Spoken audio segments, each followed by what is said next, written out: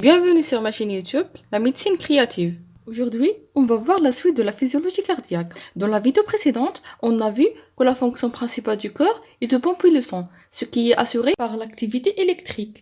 Commençons par le tout début de l'histoire, la cellule cardiaque.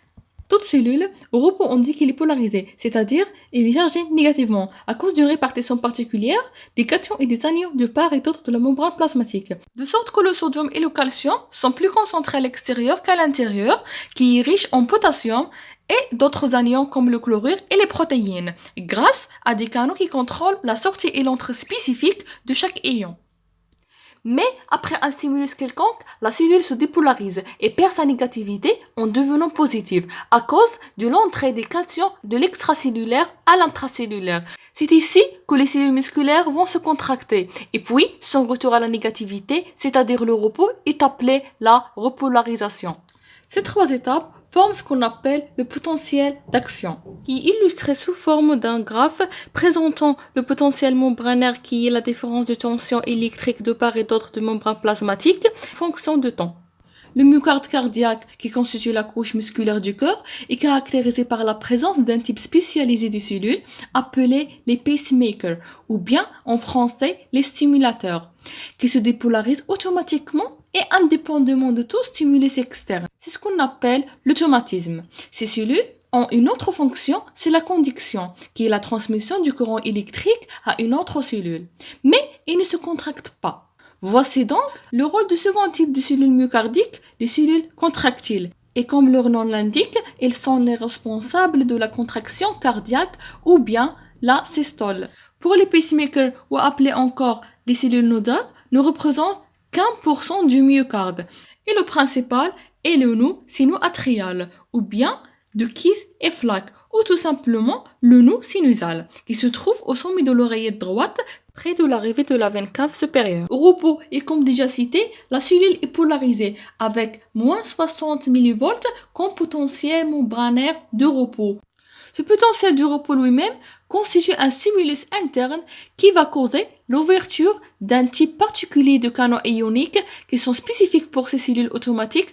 Et d'ailleurs, c'est la raison pour laquelle les pacemakers sont uniques d'avoir ce caractère d'automatisme. On parle des canaux sodiques de type IF ou bien ionique Fanny qui sont voltage dépendants excités par l'hyperpolarisation ou bien très bas potentiel. En d'autres termes, ces canaux s'ouvrent suite à la négativité des cellules. Leur activation va créer un flux de sodium, appelé le courant Fanny. Puisque le sodium est positif, il va diminuer la polarité de la cellule jusqu'à moins 50 mV, qui est connu comme le potentiel seuil, car il va déclencher l'ouverture d'un autre type de canaux, ce sont les canaux calciques voltage dépendants. Et vous le devinez, ces canaux vont permettre l'entrée de calcium à la cellule et sa polarité va se diminuer jusqu'à la cellule deviendra dépolarisée avec un potentiel membranaire, non pas de repos cette fois-ci, mais d'action. Lorsque ce dernier atteint 10 mV, qui est la limite de cette positivité, un troisième type de canaux, ce sont les canaux potassiques voltage dépendants, s'ouvrent. Ils interviennent pour calmer la cellule en faisant sortir le potassium au milieu extérieur. Ainsi, la cellule perd la positivité progressivement jusqu'à revient à son état de dépolarisation. Tous ces événements sont organisés en face sur le graphe. La phase qui est marquée par l'hyperpolarisation et l'entrée de sodium, c'est la phase 4. Puis, la phase de l'entrée de sodium et de calcium, c'est la phase 0. Puis, la sortie de potassium et le retour à la normale, c'est la phase 3. Alors que les phases 1 et 2 sont absentes parce qu'on a déjà dit que la cellule nodale ne se contracte pas, alors que c'est pendant ces phases que la cellule, normalement, va se contracter. Comme déjà cité, les cellules cardiaques contractiles ne peuvent pas s'auto-dépolariser. Ce sont les pacemakers qui les dépolarisent. Mais comment? En fait, le cœur est caractérisé en plus de l'automatisme par une communication spéciale entre ces cellules, assurée par les jonctions communicantes, aussi appelées les jonctions gap ou lacunaires, qui sont formées par des protéines spéciales, ce sont les connexines, qui permettent le passage des cations entre les cellules. Mais ces dernières doivent être rattachées les unes à l'autre pendant la contraction, n'est-ce pas? Eh bien, à côté de ces lacunes, il existe un autre type de jonction, ce sont les desmosomes, qui sont constitués par les cadérines assurant l'adhérence intercellulaire. Et la coexistence de ces deux jonctions ensemble s'appelle le disque intercalaire. L'essentiel ici que le sodium et le calcium qui sont dans le cytoplasme de pacemaker passent aux autres myocytes perturbant son potentiel de repos, qui est cette fois-ci moins 90 millivolts. Ces ions positifs l'augmentent jusqu'à moins 70 millivolts, qui est le potentiel seuil pour lequel les canaux sodiques voltage dépendants vont s'ouvrir, ce qui rend la cellule complètement dépolarisée. Et puis, à une limite qui est 10 millivolts, ces canaux sodiques se ferment alors que les canaux potassiques s'ouvrent, ce qui explique cette petite repolarisation, parce qu'il va être perturbé par l'ouverture des canaux calciques qui vont plus ou moins équilibrer la perte des charges positives par le gain de calcium. Et par la suite, les canaux calciques se ferment, laissant la cellule restaurer sa dépolarisation. Et voilà, la phase 4, c'est la phase de repos qui est caractérisée par la stabilité de la cellule. Et puis la phase 0, de dépolarisation caractérisée par l'entrée de sodium. Et puis la phase 1, c'est l'arrêt du courant de sodium avec la sortie de potassium. Et puis la phase 2, c'est la sortie de potassium, mais accompagnée de l'entrée de calcium. Donc c'est appelé la phase de plateau. Et puis la troisième phase, c'est la phase de repolarisation.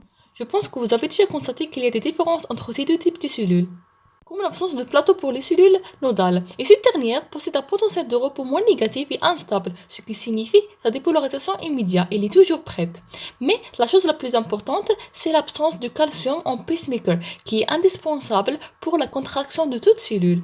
Dans la phase de plateau, le calcium entre au cytoplasme de la cellule, n'est-ce pas?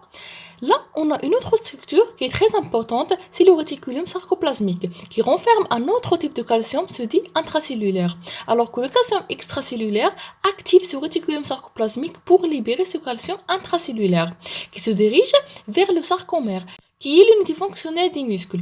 C'est-à-dire celui qui va se contracter pour assurer la contraction musculaire.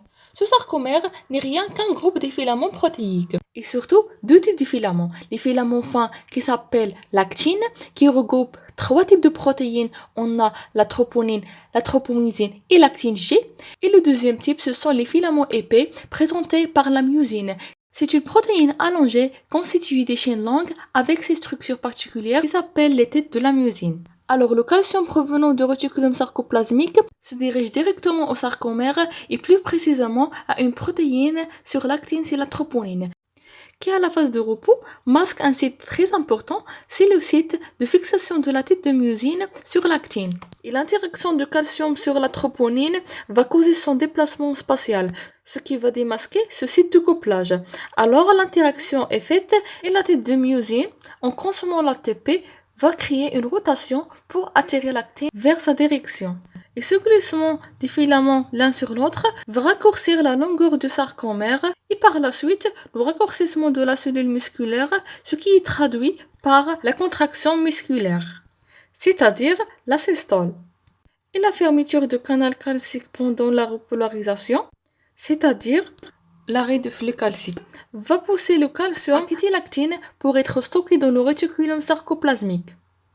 Et face à l'absence de calcium, la troponine va encore masquer le site de liaison entre la myosine et l'actine, ce qui va se traduire par le repos musculaire. En d'autres termes, la diastole. Et maintenant, vous avez compris la relation entre le potentiel d'action et le pompage de sang, ou bien ce qu'on appelle le couplage excitation-contraction. À bientôt! Il ne reste qu'une seule dernière partie de la physiologie cardiaque qu'on va voir dans la prochaine vidéo.